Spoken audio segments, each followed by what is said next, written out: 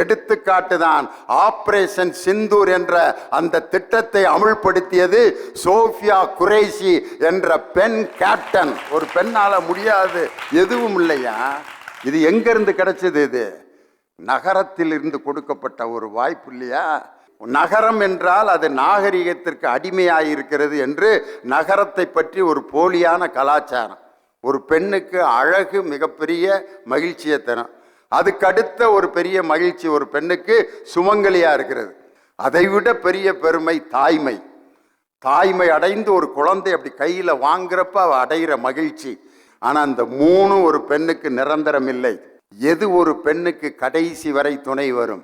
ஒரு பெண்ணுக்கு கொடுக்கப்படுகின்ற கல்விதான் வாழ்நாள் முழுவதும் அவருக்கு மிகப்பெரிய சிறப்பை தந்து கொண்டே இருக்கும்.